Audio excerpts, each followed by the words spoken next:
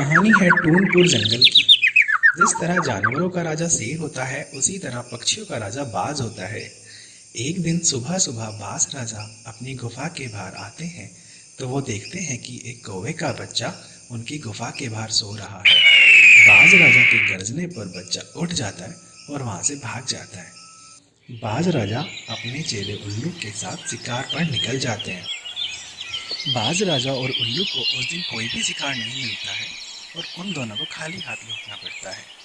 अगले दिन सुबह जब बाज राजा फिर अपनी गुफा से बाहर निकलते हैं तो वो देखते हैं कौवे का बच्चा फिर से वहीं सो रहा था।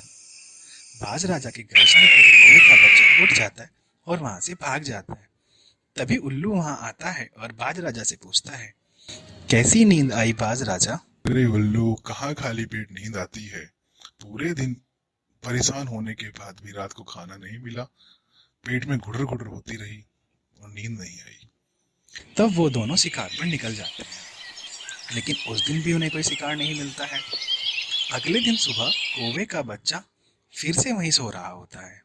तभी उल्लू वहां आता है और कौवे के बच्चे को पकड़ लेता है। ये क्या कर रहे हो? उसको क्यों परेशान कर रहे हो? चलो छोड़ दो उसको।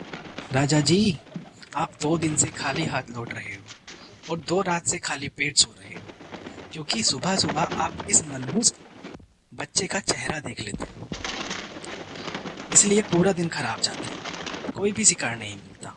इतनी बात सुनकर बाज राजा थोड़ा सोचते हैं और उनको समझ आता है। तब बाज, इस मनूस को हमारी गुफा में कैद कर दो। इसकी वजह से हमें भूखा सोना पड़ रहा है। इसको इसकी सजा दी जाएगी। तब उल्लू बच्चे को पकड़कर गुफा की तरफ ले जाने लगता है।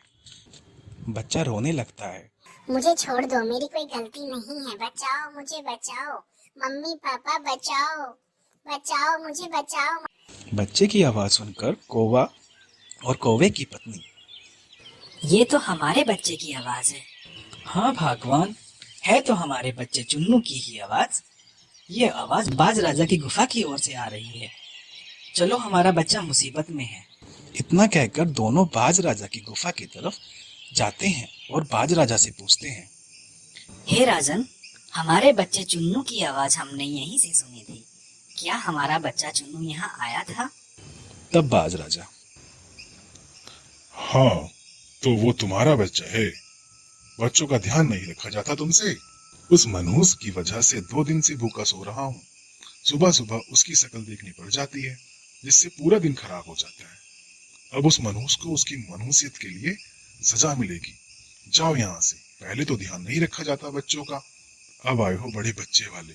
जाओ यहाँ से, नहीं तो तुम दोनों का नाश्ता बना दूंगा। इतना सुनकर कौवा और उसकी पत्नी वहां से चले जाते हैं और रोते हुए एक पेड़ के नीचे बैठ जाते हैं। रोते रोते कौवे की पत्नी, ये क्या हो गया चुन्नू के पापा?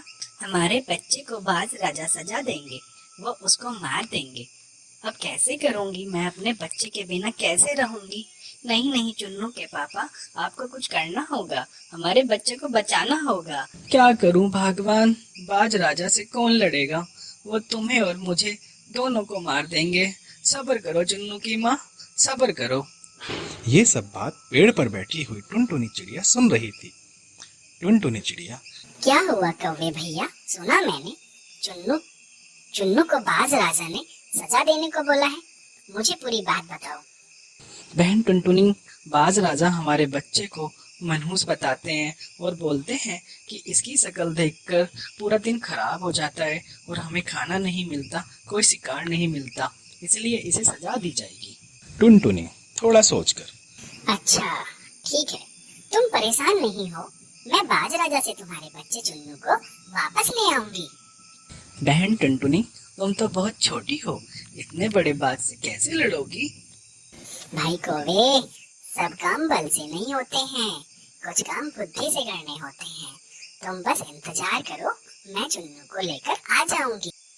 उधर बाज राजा और उल्लू को आज भी कोई शिकार नहीं मिलता। तब वो उल्लू की बात बाज राजा को याद आती है।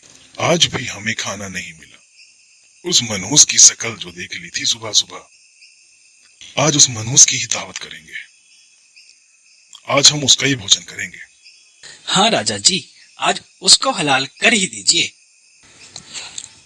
टुनटुनी बाज राजा की गुफा में आ जाती है। बाज राजा की जय हो, बाज राजा की जय हो पक्षी राजन की। कौन हो तुम और यहाँ खुद शिकार बनकर आ गई हो? तुम्हें मौत से डर नहीं लगता है? मेरी गुफा में शिकार बनकर आई हो? हे राजन, हे राजा जी, मैं तो आपकी शुभचिंतक हूँ और ये संदेश लेकर आई हूँ कि सारे पक्षियों में ये बात फैल चुकी है कि बाज राजा मनहूस है। बाज राजा का चेहरा देखने के बाद पूरा दिन खाना नहीं मिलता है।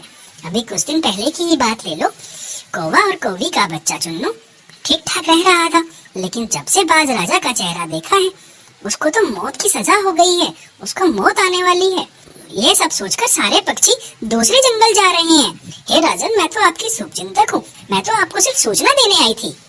यह सब सुनकर बाज राजा अचंभित हो जाते हैं और बोलते हैं, नहीं नहीं, ये मनहूस वनूस कुछ नहीं होता है, सबको बोलो ऐसा कुछ नहीं है। और चुन्नू चुन्नू तो मुझे बहुत प्यारा लगता है, इसलिए मैंने उसे अपने पास रख लिया था। बुलाओ उसके मम्मी पापा को, ये तो बहुत अच्छा बच्चा है, बुलाओ उसके मम्मी पापा को। तब कौवा और कौवी वहां पर आते हैं। तब बाज राजा, ये लो कौवे, अपने बेटे चुन्नू को, इसे कोई सजा नहीं देने वाला मैं, ये तो बहुत प्यारा बच्चा है, मेरी गुफा के बाहर रोज हो जाता था, मैंने इसके लिए इसको अंदर सुला लिया था। नहीं नहीं, ऐसा कुछ नहीं है, कुछ मनुष्य नहीं होता है। ये लो, चुन्नू को लो, और आज से मैं ये घोषणा करता हूँ कि चुन्नू मेरी गुफा में कभी भी आ सकता है और मेरे हिस्से के खाने से खाना खा सकता है। इस तरह से टुनटुनी ने चुन्नू की जान बचा ली।